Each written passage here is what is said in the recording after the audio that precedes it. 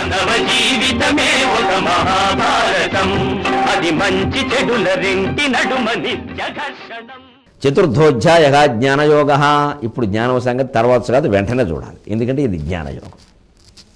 చెబుతూ ఒక అద్భుతమైన చారిత్రకమైన విషయాన్ని ప్రస్తావించాడు. అర్జున, నీకు చెబుతున్నటువంటి ఈ మహత్తరమైన జ్ఞాన సంబంధమైన విషయాలు నేనే మొదలుపెట్టి చెప్పడం లేదు, ఇది నేను కొత్తగా కనిపెట్టింది కాదు.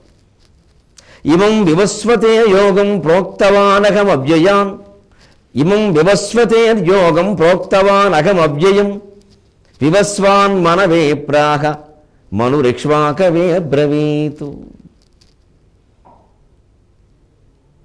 ఇమం వివస్వతే యోగం ప్రోక్తవాన్ అహం అవ్యయం, వివస్వాన్ మనవే ప్రాహ మనుహు ఇక్ష్వాకవే అబ్రవీత్. ఈ మనవే అని గుర్తుపెట్టుకోండి, అది మనుహు ఉకారాంత శబ్దం. అలాగే గురవే చతుర్థి విభక్తి. చాలామందిని చూస్తున్నాను నేను, గురుర్బ్రహ్మ గురుర్విష్ణు తస్మై శ్రీ గురువే నమః. గురువే గురువే అనకూడదు, గురవే. అది గురు శబ్దం ఉకారాంతం, అది చతుర్థి విభక్తిలో గురవే గురుభ్యాం గురుభ్య అని ఉంటుంది. గురుహ గురుభ్యాం గురుభ్య. పైగా కొంతమంది గురవే నమః, ఆ నా కింద నావత్తు ఉండదు. గురవే వేరు, నమః వేరు. నమః అంటే నమస్కారం. నమస్కారానికి ముందు ఎప్పుడు సంస్కృతంలో చతుర్థి విభక్తి ఉంటుంది, అందుకని గురవే నమః. గురువే అనేకూడదు, గురవే నమః అన్న మరీ తప్పు. సత్యనారాయణ అన్నం కూడా తప్పే, సత్యనారాయణ, నా కింద నావత్తు ఉండదు. అందుకే అటువంటిప్పుడు పండితుల యొక్క భాషను, ముఖ్యంగా శాస్త్ర పాండిత్యం ఉన్న వాళ్ళ భాషను గమనించాలి, పెట్టకథలు చెప్పేవాళ్ళని కాదు. వివస్వాన్ మనవే ప్రాక, సూర్యుడు మనువుకి చెప్పాడు, మనువు ఇక్ష్వాకవే అబ్రవీత్. మనువు ఇక్ష్వాకు చెప్పాడు. ఇక్ష్వాకు మహారాజు, రఘువంశపు రాజు, సూర్యవంశపు రాజు. ఏవం పరంపరా ప్రాప్తం ఇమం యోగం అంటాడు. ఈ రకంగా పరంపరగా వస్తూనే ఉంది. ఇక్కడ కృష్ణుని యొక్క విశాల హృదయాన్ని మీరు గమనించండి. ఇవాళ కొన్ని రకాల వైద్య శాస్త్రాల మీద మాట్లాడేవాళ్ళు, ఆరోగ్యం గురించి మాట్లాడేవాళ్ళు, యోగశాస్త్రం గురించి మాట్లాడేవాళ్ళు, వేదాంతం మాట్లాడేవాళ్ళు కూడా అది వాళ్ళే కనిపెట్టినట్టుగా చెప్పేస్తారండి. ఇంతవరకు ఎవడూ ఈ విషయం చెప్పరా. ఇది పొరపాటు మాట. మనకు తెలియని గ్రంథం కూడా చదివినా అందులోంచి పట్టుకొచ్చి ఈయన చెప్పినాడు ఆ గ్రంథం మనం చదవలేదు అనుకుంది. మా బోటిగాళ్ళు వింటుంటే తెలిసిపోతుంది ఇది ఎక్కడదో. ఎంత ధైర్యంగా చెప్పేస్తున్నాడు ఈయన కనిపెట్టినట్టుగా అని నవ్వుకుంటాం మేము. కృష్ణుడు అంతటి వాడు స్వయంగా చెబుతున్న విషయాలని ఇవి ఇదివరకు నుంచి ఉన్నవేనయ్యా, వేదాలు ఉపనిషత్తుల్లో ఉన్నాయి, అవి నేనే ఇదివరకు చెప్పాను సూర్యుడికి. సూర్యుడు మనువుకు చెప్పాడు, మనువు ఇక్ష్వాకుకు చెప్పాడు. పరంపరగా ఈ యోగం నశించింది. నశించడం ఏంటండి అంటే జనం మర్చిపోయారు. ఏవం ప్రవర్తితం చక్రం. లోకం నడుస్తూ విధానం ఎలా ఉంటుందంటే, ఓ శ్రీకృష్ణుడు పుడతాడు, ఓ శంకరాచార్య, ఓ వివేకానందుడు, ఓ గౌతమ బుద్ధుడు, అందరూ పుడతారు మహానుభావులు. వాళ్ళు బోధించినప్పుడు 10 ఏళ్ళు, 20 ఏళ్ళు, 50 ఏళ్ళు, పోనీ ఎక్కువలో ఎక్కువ 100 ఏళ్ళు ఆ ప్రభావంలో ఉంటుంది సమాజం. మళ్ళీ తర్వాత అంతే కుక్క దోక వంకర మామూలే. వివేకానందుడు చెప్పిన మాట. అందుకే నీ ఒక్కడి బోధన వల్ల ప్రపంచం అంతా మారిపోతుందని నువ్వు కలగనద్దు, కానీ నీ బోధన నువ్వు చేయమన్నాడు ఆయన. 10 ఏళ్ళు నిలబడక్కల్లా, ఏడాది నిలబడినా చాలు. 100 మంది మారక్కల్లా, 10 మంది మారినా చాలు. మన పని మనం చేస్తూనే ఉంటాం. అందుకే ఆయన చాలా ధైర్యంగా ఇది నేను కొత్తగా కనిపెట్టింది కదే అని అంటూ వాళ్ళకి చెప్పుకుంటూ వచ్చిన పరంపరలో నశించడం వల్ల మళ్ళీ నేను నీకు చెప్పాల్సి వస్తుంది అన్నాడు. అంటే జ్ఞానాన్ని ఎప్పుడూ మళ్ళీ చెబుతూ ఉండాలి. ఒకసారి చెప్పినంతలో అది మనస్సులో రూఢైపోదు. విన్నప్పుడు బాగానే ఉంటుంది. ఏదో పురాణ వైరాగ్యం అంట. అబ్బా ఏం బాగా చెప్పారండి, ఏమిటో కొట్టుగా ఏడుస్తున్నాం కానీ ఏంటంటే మినపరొట్టె ఏంటంటే తేనుందా, తేనె లేకుండా రొట్టేవాడు నా తలకాయ. మరి ఇంత జ్ఞానం పొందే మళ్ళీ తేనె కూడా ఎందుకు? తేనె మానేయమని కాదు, ఉంటే వేసుకో, లేకపోతే ఇంకేదన్నా ఉంటే వేసుకోవచ్చుగా, మాగా వేసుకోవచ్చుగా. నేను తిన్నాం. మరి పొందిన జ్ఞానం ఏమైంది? మినపరొట్టుతో పోయింది. అందుకోసమే మళ్ళీ చెప్పాలి. అందుకే మన గుళ్ళో కొబ్బరికాయ కొడతాం. కొబ్బరికాయని శంకరాచార్య స్వామి సంవిత్ ఫలం అన్నారు. ఎందుకని? కొబ్బరికాయ పడగొట్టి తినడం అంత తేలికైన విషయం కాదు. బొండం పడేటప్పుడు చూసుకోవాలి, పీచు తీసేటప్పుడు జాగ్రత్తగా తీయాలి, అయితే చెయ్యి పగిలిపోతుంది. దాన్ని జాగ్రత్తగా తిప్పుతూ 2 ముక్కలు అయ్యారా కొట్టారు, 3 ముక్కలు కాకూడదు, అదో అపనమ్మకం. అదిగాక మళ్ళీ కొడితే ముక్కలు తీయాలి జాగ్రత్తగా చాకు పెట్టి, మళ్ళీ ఆ ముక్కలు నోట్లో వేసుకుని నవలాలి జాగ్రత్తగా. ఇలా ఒక 2-3 గంటలు శ్రమ పడితే ఇన్ని జాగ్రత్తలు తీసుకుంటే కొబ్బరికాయ అర్థమై, కొబ్బరికాయ రుచి తెలిసింది. జ్ఞానం కూడా అంతే. ఎన్నో ఉపన్యాసాలు వినగా, దానికి తోడు ఎన్నో గ్రంథాలు చదవగా, మీకు మళ్ళీ చెబుతున్నానండి, మేము చెప్పినవి విన్నంత మాత్రాన ఏదో అయిపోతుంది అనుకోవద్దు. మీరు ఆ పుస్తకాలు చదవాల్సిందే, ఒంటరిగా కూర్చుని చదవాల్సిందే. గంటలు గంటలు చదవాల్సిందే, ఏకాంతంగా ఆలోచించుకోవలసిందే. మీ మనస్సే మిమ్మల్ని హెచ్చరించినప్పుడే సరైన మార్పు వస్తుంది. అందుకని మాకేదో ఫోన్ చేసినంత ఒక మార్పు, ఒక సలహా మేము ఇయగానే వచ్చేస్తుంది అనుకోవడం పొరపాటు. ఇవి చిన్నపాటి సమాచారానికి సంబంధించిన సందేహాలు ఏమన్నా మీకు తెలియకపోతే వాడు కొడుకప్పుడు వీడు తాత ఎవడంటే మాకు తెలిస్తే మేము ఏమైనా చెప్పగలమేమో, అంతకుమించి ఏం చేయలేము. అది ఎవరికి వారు సాధించుకోవలసింది. అలా వచ్చిందని చెబితే ఇప్పుడు అర్జునుడికి సందేహం. అదేమిటది? నువ్వు సూర్యుడికి చెప్పడం ఏమిటి? నువ్వేమో నిన్నగాక మొన్న పుట్టావు, మా మేనమావ కొడుకువి, సూర్యుడు ఎప్పటి నుంచో ఉంటున్నాడు అంటే అప్పుడు ఒక్క మాట అన్నాడు, ఒక్క నవ్వు నవ్వి, అర్జున అదే రహస్యం. బహూని మే వ్యతీతాని జన్మాని తవ చార్జున తాన్యహం వేద సర్వాణి నత్వం వేత్త పరంతపా. నీకు నాకు కూడా వ్యతీతాని జన్మాని, చాలా జన్మలు గడిచాయి అర్జున. బహూని తాని అహం వేద సర్వాణి, అహం తాని సర్వాణి వేద, అవన్నీ నాకు తెలుసు, వాటి పట్టికంతా నేను చెప్పగలను. నత్వం వేత్త పరంతప, ఎంత పరువులు తప్పింపజేసే మహాయోధుడివే నత్వం నవేత్త, నీకు తెలిసే అవకాశం. ఎందుకంటే నువ్వు జీవుడివే, నేను దేవుడిని. ఏమిటి జీవుడు దేవుడు తేడా?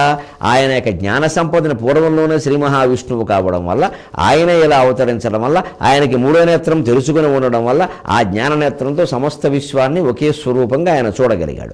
అర్జునుడికి ఇంకా ఆ నేత్రం తెరుచుకోకపోవడం వల్ల, ఈయనకు అమ్ములపది ఒక్కటే మాత్రమే తెలుసుకుని ఉండడం వల్ల ఇంకా తెలుసుకోలేకపోతున్నాడు. ఒకనాటికి అర్జునుడు తెలుసుకుంటాడు. ఇలాగ మనం అందరం అంతే. ఎప్పటికైనా మనకి ఆ జ్ఞాననేత్రం తెలుసుకోవడం ఖాయం, విషయాలు తెలవడం ఖాయం. ఈ జ్ఞాననేత్రం పేరు చెప్పి పూర్వజన్మలు చెప్పేస్తున్న వాళ్ళు నమ్మకండి, ఇదో పెద్ద నాటకం నడుస్తుంది. థర్డ్ ఐ ఓపెన్ అయిందని ఇంగ్లీషులో మాట్లాడడం ఇదో గొప్ప. ఈ ఓపెన్ అవ్వడానికి అదేమన్నా తలుప, కిటికీయా? అంత తేలిగ్గా ఏమీ తెలుసుకోదు అది. అసలు నిజంగా జ్ఞాననేత్రం అయిన వాళ్ళు ఆ విషయాలు బహిరంగంగా చెప్పడు. బహిరంగంగా చెబుతున్నానంటే ఓపెన్ అవ్వలేదు, క్లోజ్ అయిందని అర్థం, పైగా లూజ్ అయిందని అర్థం. ఎందుకంటే ఏ ఖ్యాతి, డబ్బు, శిష్యులు, భక్తులు ఆశిస్తేనే మనం ఇది చెబుతాం, లేకపోతే ఎందుకు చెబుతున్నాం ఈ విషయాన్ని? తెలుసుకున్నవాడు చెప్పడు. రామకృష్ణ పరమహంస చెప్పలేదు, సదాశివ బ్రహ్మేంద్ర స్వామి చెప్పలేదు, నారాయణ తీర్థులు చెప్పలేదు, అన్నమాచార్య చెప్పలేదు, త్యాగరాజు చెప్పలేదు. మనం ఎందుకు చెబుతున్నాం? మనం భోగరాజుడం. మొహమాటం లేదు మాట్లాడడానికి, ఆలోచించుకోండి. దీనికి ఉదాహరణ ఏమిటి అంటే, చాలా జన్మలు నీకు గడిచే, నాకు గడిచే. ఒకసారి దేవకి ఈ ప్రశ్న వేసింది, యశోద దేవకి వేసింది, నాయన 9 ఏళ్ల తర్వాత మధురకు వస్తే, నాయన నువ్వు దేవుడు అంటున్నారా అందరూ, ధేనుకాసురుని చంపేవాడు, శకటాసురుని చంపేవాడు, పోతలను చంపేవాడు, అందరూ దేవుడు దేవుడు అంటున్నా. ఆ దేవుడు చిన్నప్పటి నుంచి నా దగ్గరే ఉంటుంటే నా చెరసాల బంధాలు నాకు లేకుండా పోయేవిరా. ఒరే దేవుడివి, నా కడుపున పుట్టావు, నీకంటే ముందు పుట్టిన వాళ్ళని కాపాడలేదేమిరా, నీకంటే ముందు 7 పుట్టిపోయారు నాయన అంటే, బహూని మే వ్యతీతాని జన్మాని తవ దేవకి తాన్యకం వేద సర్వాణి నత్వం వేత్త పరంతపా. అంతే, ఆవిడకి అదే మాట. అమ్మా నీకు చాలా జన్మలు గడిచే, నాకు చాలా జన్మలు గడిచే, నాకు అవన్నీ తెలుసు, నీకు తెలియదు. ఎందుకని ఈ దేవకి పూర్వజన్మలో అదితి, కశ్యపుని భార్య, ఆవిడ సవితి దితి. ఆవిడకి గర్భం వస్తే అక్కడ ఇంద్రుడిని మించిన కొడుకు పుడతాడేమో నా ఇంద్రుని సహాయంతో ఆ గర్భాన్ని విచ్ఛేదం చేయించి లోపల ఉన్న పిండాన్ని 7 ముక్కలు చేసింది. అందుకని ఈవిడ 7 పోయారు. ఆ సంగతి ఆవిడకి తెలియదు, కృష్ణుడికి తెలుసు. అందుకే ఆవిడకి అది జరిగి తీరాలి, తప్పదు. చేసిన కర్మ అనుభవించక తప్పదు. దేవుడికి తల్లి అయినా, దేవుడికి భార్య అయినా, దేవుడి పుత్రుడైనా, దేవుడి మేనలుడైనా తప్పదు. ఇది దేవుడి మేనలుడే అభిమన్యుడు చనిపోయాడు, దేవుడి తల్లే దేవకి శిక్ష అనుభవించింది, దేవుడి తండ్రే వసుదేవుడు శిక్ష అనుభవించాడు, దేవుడు కొడుకనే సాంబాదులు మొత్తం మరి అయిపోయారు, యాదవ వంశం నాశనమై. దేవుడు ఎవరిని క్షమించడు, దేవుడికి పక్షపాతాలు లేవు. కుటుంబ సభ్యుల పట్ల ప్రత్యేక ఆపేక్ష చూపించడానికి దేవుడు అసెంబ్లీ నాయకుడు కాదు, అఖిలాండ కోటి బ్రహ్మాండ నాయకుడు. ఆయనకి ఈ తేడాలన్నీ ఉండవు. అందుకని స్పష్టంగా చెప్పాడు, అమ్మా ఇది వ్యవహారం, ఆలోచించుకోండి ఒకసారి. ఇప్పుడు ఏం జరుగుతుంది? పైగా అందులో కూడా చూడండి, 7 చనిపోయారంటున్నాం మనం. 7 చనిపోలా, 6 చనిపోయారు. ఒక గర్భాన్ని లాగారు, సంకర్షణం. ఆయన బలరాముడుగా రోహిణి గర్భంలో పెరిగాడు. అది ఎందుకు జరిగింది? ఈవిడ ఆ దితి కడుపులో ఉన్న పిండాన్ని 7 ముక్కలు చేయించిందన్నాను. 7 ముక్కలు అవ్వాలంటే 7 సార్లు నరకక్కల్లా, 6 సార్లు నరికితే 7వ ముక్క బయటపడుతుందిగా.